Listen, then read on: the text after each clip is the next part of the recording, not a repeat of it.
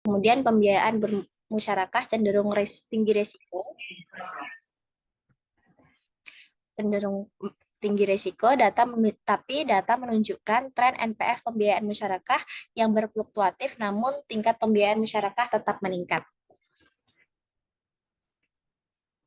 Kemudian untuk tujuan penelitian, mengetahui pengaruh signifikan FDR terhadap penyaluran pembiayaan musyarakah pada Bank Umum Syariah, mengetahui pengaruh signifikan dana pihak ketiga terhadap penyaluran pembiayaan musyarakah pada Bank Umum Syariah, mengetahui pengaruh signifikan non-performing financing musyarakah dalam memoderasi financing to deposit ratio terhadap penyaluran pembiayaan musyarakah pada Bank Umum Syariah, mengetahui pengaruh signifikan NPF musyarakah dalam memoderasi dana pihak ketiga terhadap penyaluran pembiayaan musyarakah pada Bank Umum Syariah.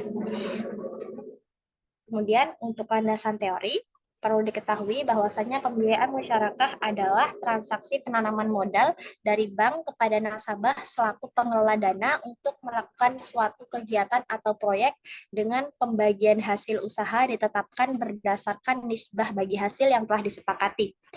Untuk NPF sendiri merupakan rasio pembiayaan yang mengalami masalah digunakan sebagai indikator untuk menilai kegagalan dalam pengembalian atau pembayaran pinjaman atau pembiayaan oleh bank kepada kreditur.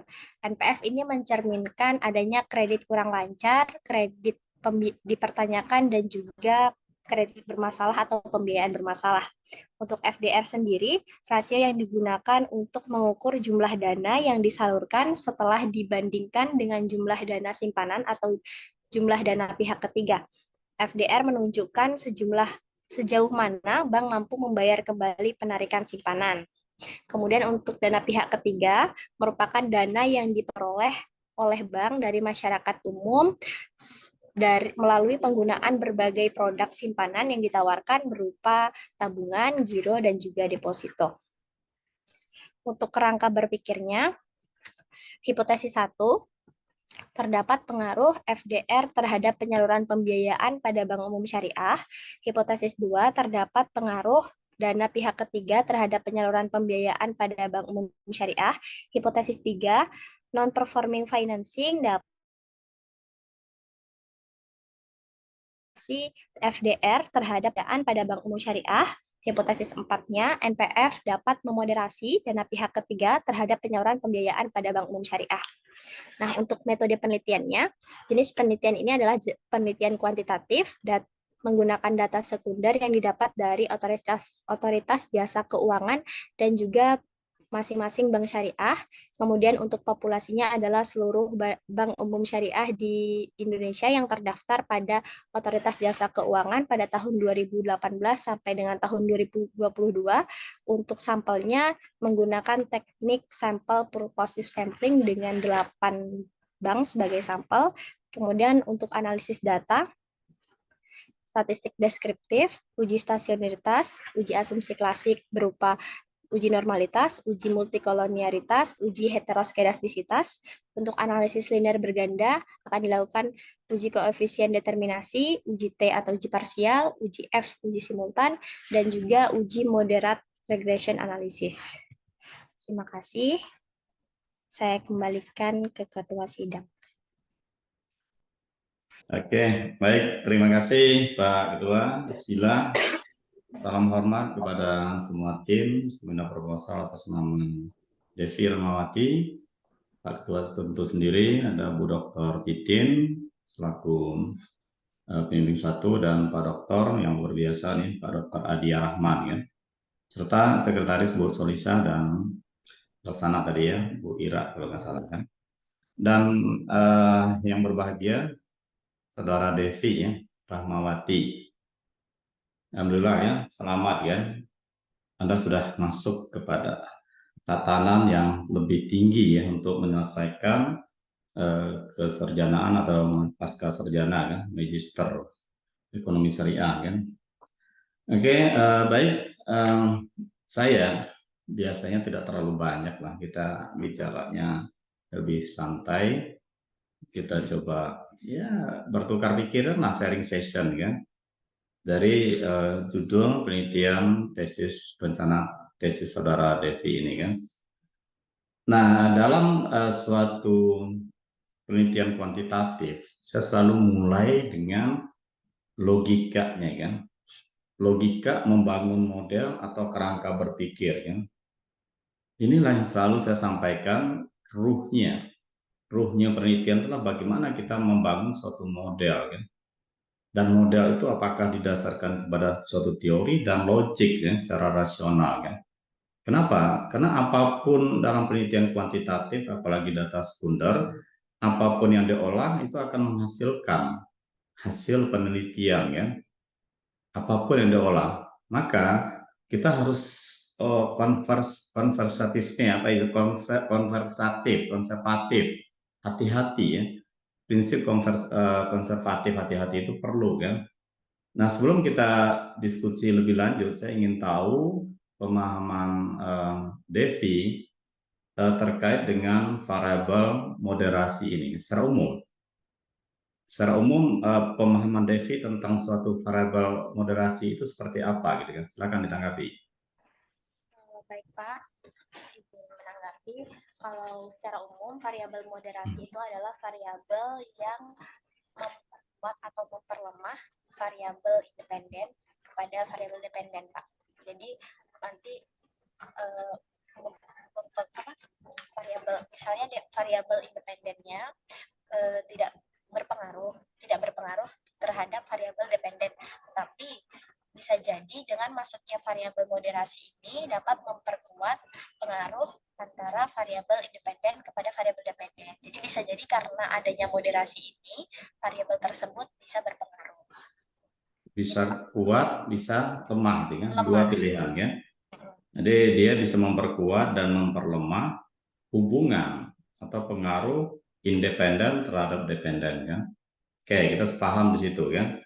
Nah, klarifikasi yang kedua, apakah semua variabel itu boleh kita taruh, kita letakkan sebagai variabel independen maupun sebagai variabel moderasi, gitu kan? Apakah itu boleh, memungkinkan? Di sini kan variabel moderasinya NPF ya. Tadi salah satu moderasi ini variabel NPF ini juga dijadikan sebagai variabel independen dalam riset terdahulu ya. Secara pemahaman Devi, apakah itu boleh atau memungkinkan gitu kan?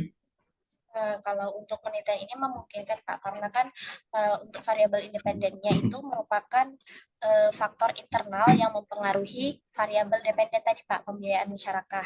Nah, variabel moderasi ini pada umumnya juga mempengaruhi pembiayaan, tapi dikarenakan variabel dependennya merupakan pembiayaan musyarakah, maka di sini diambil NPF musyarakah saja Pak. Jadi di sini variabel NPF-nya Jadi jawabannya fokusnya boleh ya, independen boleh, moderasi boleh gitu kan.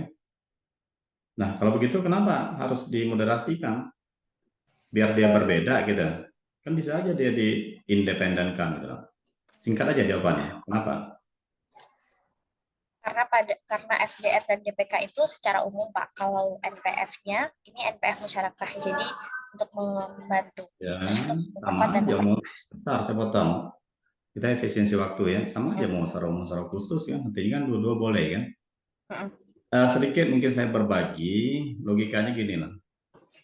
Dalam moderasi itu betul, saya sepakat ya dengan kamu bahwa dia akan memperkuat dan memperlemah kan.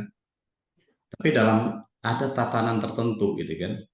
Misal contoh begini ya, kita ambil secara umum ya, orang olahraga, melakukan aktivitas olahraga kan mempunyai dampak kepada sehat ya. Jadi kalau kita rajin olahraga, dia akan berpengaruh kepada tingkat kesehatan seseorang gitu kan. Oke ya. Namun ada satu faktor yang bisa memperkuat atau memperlemah pengaruh tadi. Dia ini rajin olahraga nih kan.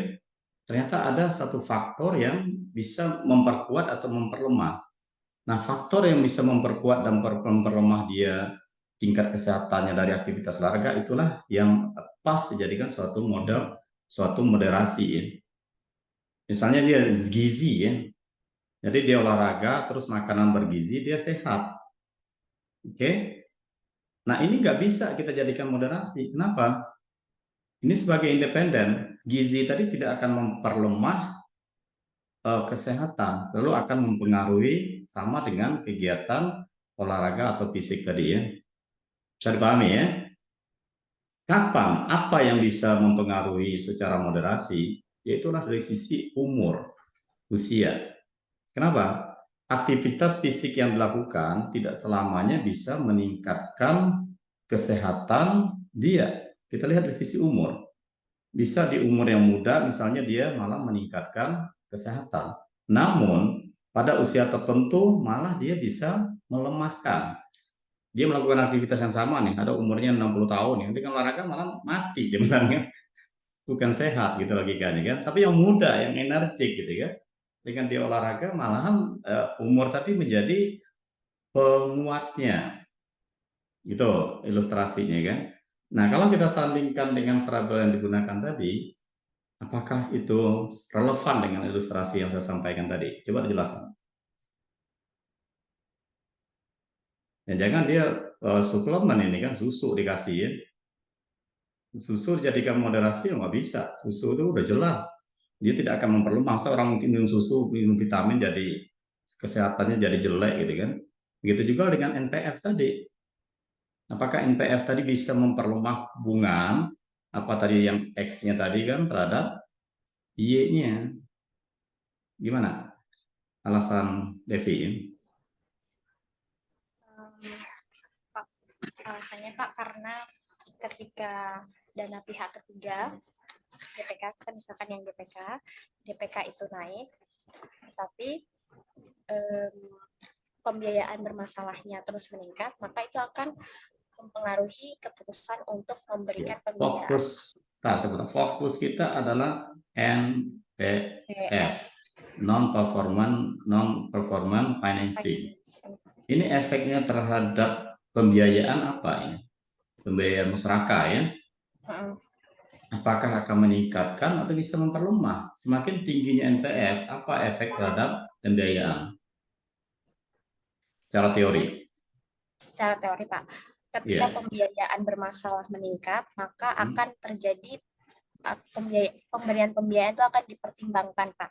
Pertimbangan itu naik atau turun? Mempertimbangkan naik juga bisa, mempertimbangkan turun. Ketika pembiayaan bermasalah naik, maka dipertimbangkan pembiayaannya akan dipertimbangkan untuk turun atau dikurangi gitu Pak, karena terjadi kurangi itu turun pengaruhnya udah jelas kan? Ya. Udah jelas kan?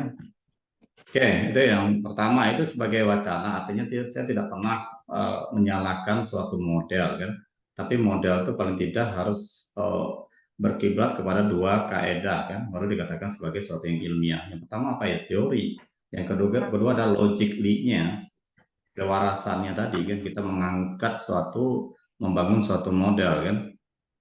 Jadi karena ini levelnya S2, ya tentu juga kalau S1 sih saya terima kan, S2 itu juga kerangka berpikirnya harus clear gitu kan. Nah ini kan model yang saudara bangun ini kan. Jadi model ini FDR, pembiayaan, apalagi ini kan. Nah ini kan harus betul-betul didukung oleh suatu teori ya. FDR ke pembiayaannya secara teori gimana, DPK juga begitu, NPF juga gitu kan. Saya nggak tanya teori artikel kan, karena artikel boleh kita gunakan sebagai supportnya untuk mendukung hubungan antar variabel. Secara grand teorinya apa nih? Secara grand teori itu adalah teori utama yang membingkai untuk membangun variabel-variabel yang akan kita gunakan, ya kan? Anda menggunakan teori apa? Grand ya, bukan definisi variabel ya. Agensi. Apa grand teorinya untuk membingkai model ini, membangun model ini? Grand teori tahu nggak dulu? Teori agensi Pak. Teori agensi. Teori agensi itu bicara tentang apa itu?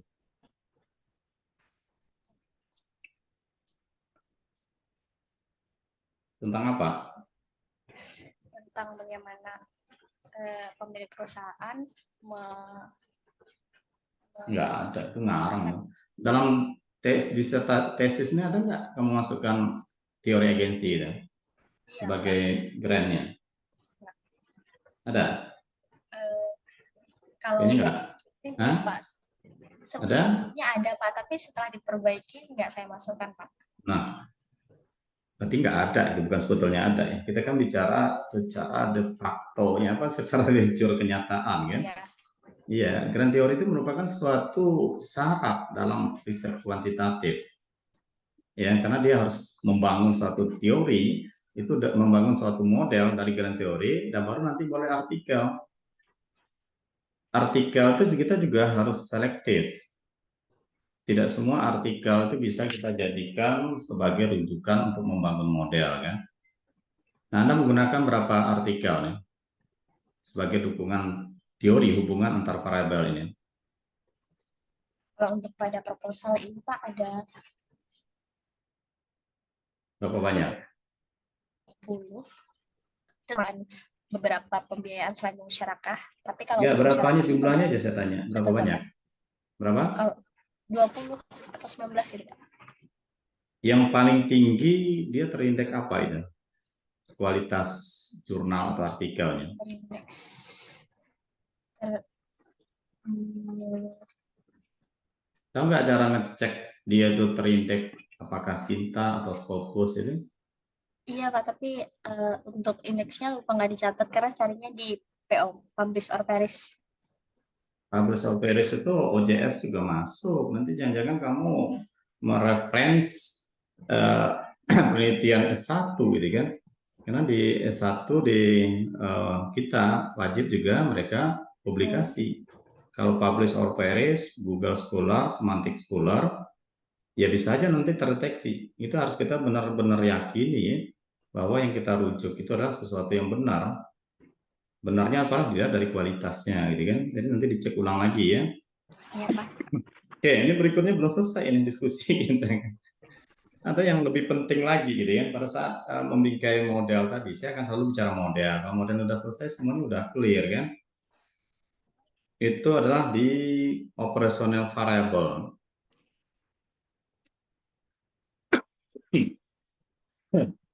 Dalam operational variable, ini juga merefleksikan apakah variabel tadi pas kita bingkai kan, kita bangun modelnya kan. X1 FDR. FDR ini kan rumusnya sudah total pembiayaan dana pihak ketiga kan. Nah, ini udah terkorelasi, terauto dengan DPK. Jadi untuk mencari DVR itu, ini adalah indikator dia malah nih. Untuk mengukur FDR ada di X2 dan ada di Y pembiayaan ini kan. Ini jadi bias kan penelitian itu kan. Di satu ini kan di FDR ini udah ngambil nih ada DPK, ada total pembiayaan yang Y kan. NPF juga begitu. Ada total pembiayaan yang ada di Y kan. Total pembiayaan secara umum itu Pak. Ya sama aja, mau total pembiayaan secara umum pembiayaan di dalam itu kan ada musyarakah gitu kan. Ini total pembiayaan.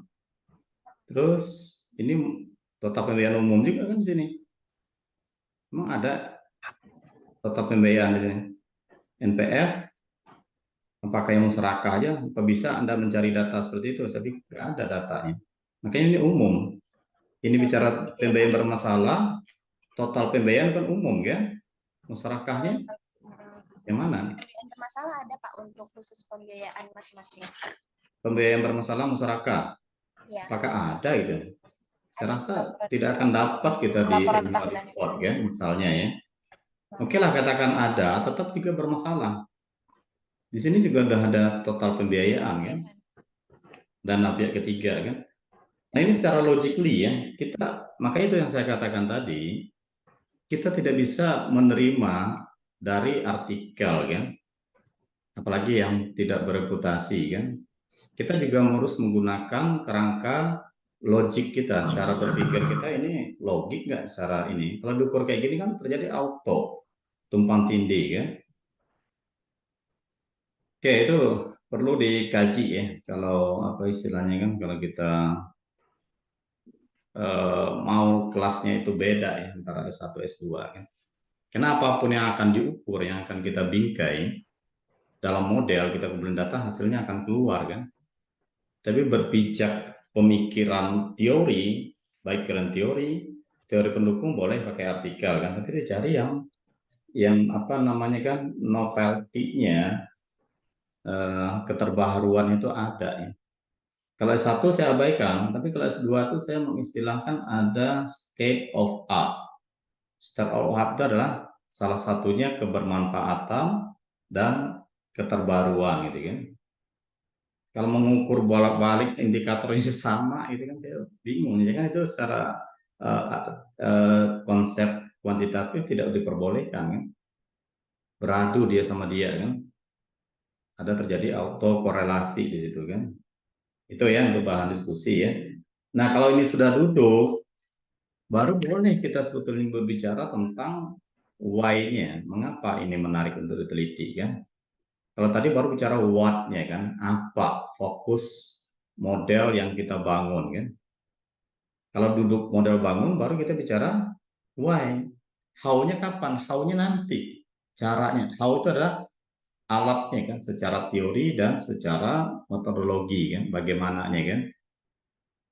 Nah, kita coba lihat sedikit ya terkait dengan masalah kan, why-nya kan. Why itu kan bicara identifikasi masalah kan. Sebelumnya kita sepakati halaman berapa itu identifikasi masalah. Oke. Sebelumnya kita sepakati ya. Identifikasi masalah ini menurut Devi itu apa yang harus kita tulis kan? Apa yang harus kita explore di sini kan? Secara umum dulu, secara umum. Fenomena yang terjadi namun tidak Masalah ya. ya. Nanti masalah yang kita identifikasi kembali gitu ya.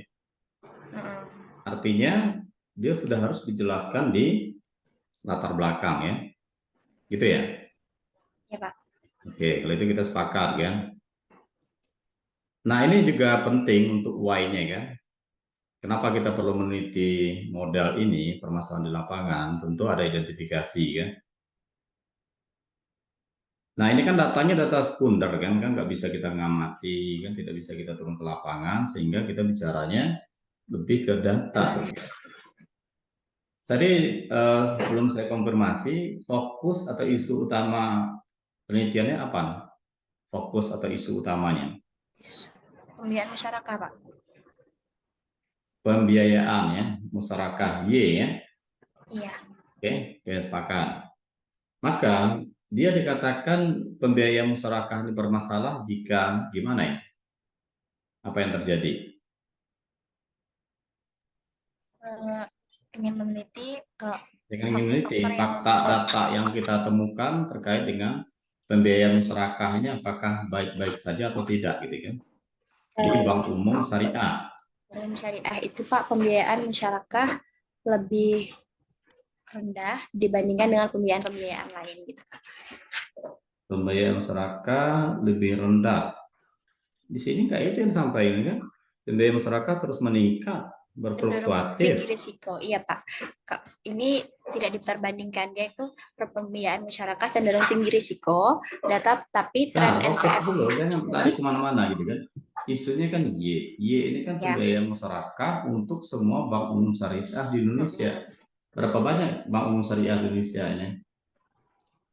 Setiap tahunnya berubah-ubah, Pak. Jangan setiap tahunnya, trennya. Kamu meneliti kalau kita melihat tren itu 5 tahun dari sekarang, kita bicaranya global. Yang melaporkannya tuh ada 8 bank, Pak. Ya, ini yang 8 bank itu harus kita tarik trennya dari sisi pembiayaan masyarakat tadi gimana trennya. Di sini dikatakan naik ya, cenderung berfluktuatif, meningkat. Kalau meningkat bagus dong gitu kan, bukan bermasalah. Kalau bermasalah misalnya dia turun atau cenderung turun ini kan, ini cenderungnya fluktuatif udah pasti ya. Fluktuatif semua udah pasti, tapi fluktuatifnya naik. Terus gimana Anda melihat masalah di isu utama ini? Mengapa dia itu Pak? Mengapa dia lebih cenderung lebih rendah dibandingkan pembiayaan lain? Pembiayaan lain, pembiayaan yang mana? Ada nggak datanya? Seperti nggak dilampirkan Pak, tapi Ya mungkin itulah, pencarian kalau data. itu ya dibuat. Jangan rasio di sini dibuat kan.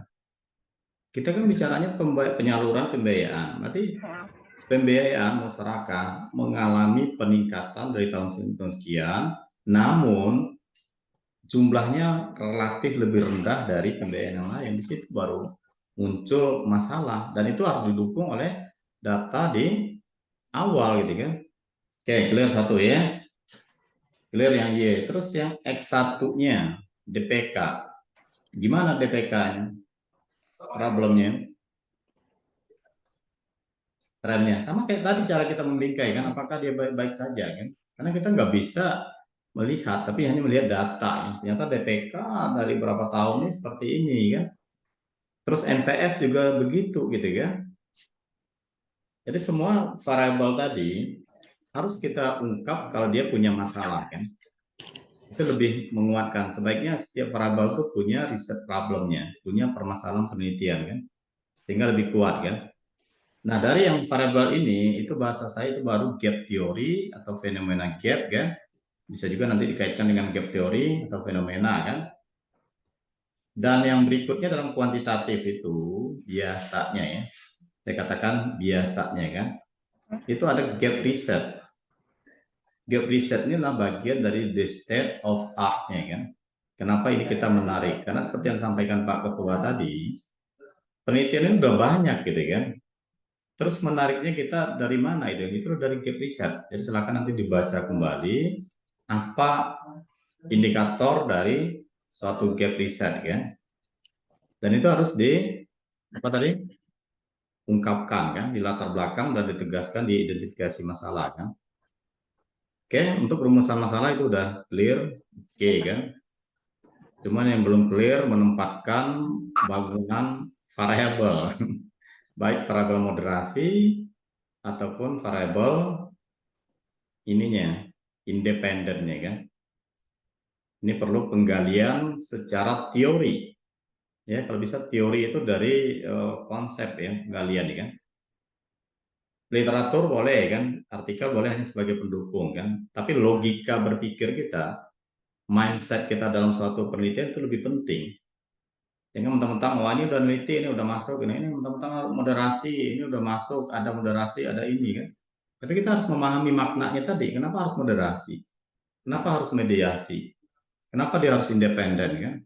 Kenapa dia harus dependen kan?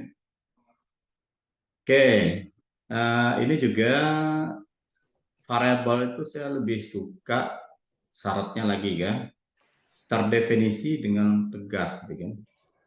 Kalau ini oke kan, punishing to deposit ratio itu bisa didefinisikan secara teori ya.